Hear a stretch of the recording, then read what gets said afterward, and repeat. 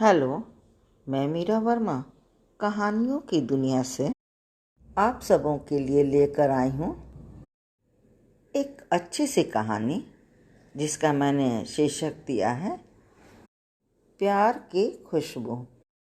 मेरा छोटा भाई यूएस से इंडिया आ रहा था। अभी मैं चाय पीकर उठी थी, तभी उसका फ़ोन आया और उसने कहा, दीदी मैं इस दशहरे में पटना आ रहा हूँ, तुम भी आओ। मेरा मन खुशी से उछल पड़ा और मन ही मन जाने की तैयारी करने लगी। पर तत्क्षण ही ये विचार आया, क्या रोहित को इतने दिनों की छुट्टी मिलेगी? मैं तो बहुत उतावली सी हो रही थी।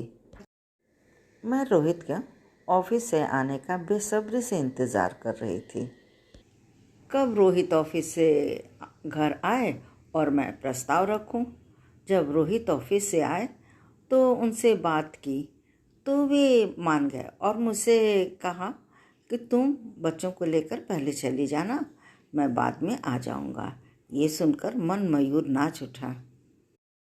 नीरज यूएस रहने के कारण 2-3 साल में एक बार आ जाता था, पर मैं इंडिया में रहने के कारण मम्मी पापा से साल में कम से कम 2 बार तो मिल ही आती थी।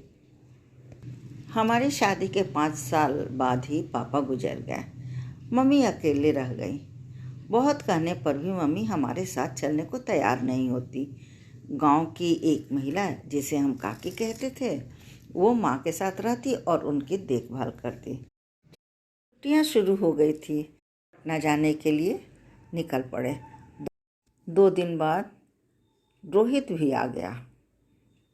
मैं मन ही मन खुश हो रही थी। चलो छुट्टियाँ मज़े में कट जाएंगी। हम सभी बड़े बैठकर गप्पे मार रहे थे और बच्चे धमा चौकड़ी मचा रहे थे।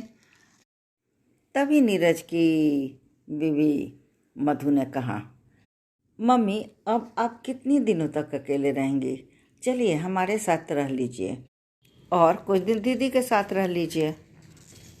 मम्मी हिचकिचाते हुए बोली, पर ये मकान ज़मीन उसको भी तो ठिकाने लगाने होंगे।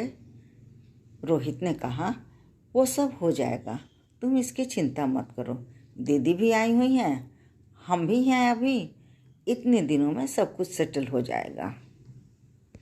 सुबह मैंने देखा माँ कुछ असहज सी दिख रही थी। मैंने मम्मी से पूछा, क्या बात है माँ, क्या आपकी तबीयत ठीक नहीं? नाश्ते और खाने पर भी असहज सी दिख रही थी। शाम के वक्त मुझसे नहीं रहा गया तो मैंने मम्मी से पूछा, सच सच बताओ क्या बात है, मुझसे भी नहीं कहोगी? इतना सुनते ही मम्मी की आंखों से आंसू-धारा बह निकले। मैंने कहा, क्या बात है, बताओ तो सही। मैंने मम्मी से कहा, हम सब तो आपकी भलाई के लिए कह रहे हैं। इस एज में आप अकेले रहेंगी, अब हम लोग भी दूर रहते हैं, भाई भी चला जाएगा, फिर 2-3 साल बाद ही आएगा। मैंने मम्मी से कहा, मम्मी भाई ठीक ही तो कह रहा है, पापा के जाने के बाद आप इतने सालों से अकेले ही तो रह रही हैं। मम्मी नज़र मेरी तरफ करके बोली, अकेले कहाँ, तेरे पापा जो मेरे साथ हैं। हर कमरे में उनकी याद संजोई है। इन फूलों की खुशबू में पापा रचे बसे। इस अनमोल संपत्ति को छोड़कर मैं कैसे जाऊं? उनके बातें सुनकर मेरी आंखें छलछला गईं। मैंने मम्मी को गले लगाते हुए कहा, मेरी प्यारी मम्मी, ठीक है, कुछ दिन तुम और इन यादों के साथ रह लो। मम्मी प्यार भरी नज़रों से मुझे देखती रही। मैं उनकी आंखों में प्यार देख निहाल हुई जा रही थी। मैं भी अपने आंसू पोंछते हुए कहा, मैं आप दोनों के इस अनमोल धरोहर को दूसरे के हाथ में कैसे जाने दूं? मम्मी प्यारी सी थपकी मेरे गालों पर देती हुई प्यार भरे लहजों में कहा, बहुत सयानी हो गई है तू। और हम दोनों हंस पड़े।